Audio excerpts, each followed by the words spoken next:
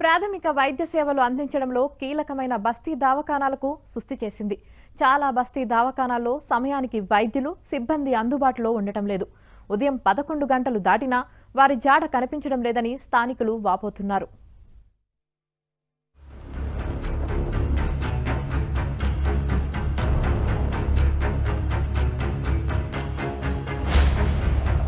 హైదరాబాద్ వాసులకు వైద్య సేవలను మరింత చేరువ చేయాలనే ఉద్దేశంతో బస్తీ దవాఖానాలను అందుబాటులోకి తెచ్చారు. అయితే ఈ బస్తీ దవాఖానాలు కొన్నాళ్లు సక్రమంగానే సేవలను అందించినప్పటికీ రాను రాను ఉన్నతాధికారుల పర్యవేక్షణ లేకపోవడంతో వైద్యులు, సిబ్బంది ఎప్పుడు వస్తున్నారో ఎప్పుడు వెళ్తున్నారో తెలియని పరిస్థితి నెలకొంది. దీంతో ఈ బస్తీ దవాఖానాలపైన ఆధారపడిన వాళ్లు తమ పరిస్థితి ఏమిటని ఆందోళన వ్యక్తం చేస్తున్నారు.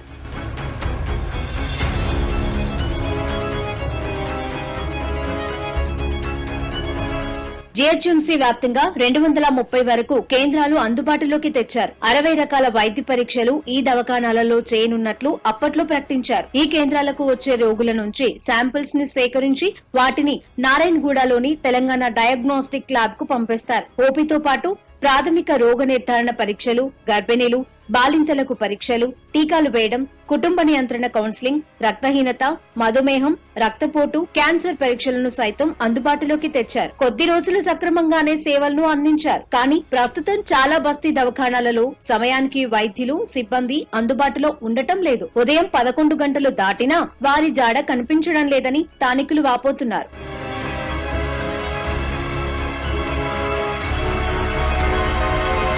ప్రస్తుతం గ్రేటర్ వ్యాప్తంగా అన్ని ప్రాంతాలలో జ్వరాలు విజృంభిస్తున్నాయి. బస్తీ దవాఖానాలలో ఈ వ్యాధులకు చికిత్సలను అందించే అవకాశం ఉంది. అయితే వైద్యులు అందుబాటులో లేక ఉస్మానియా, గాంధీ బాట పడుతున్నారు.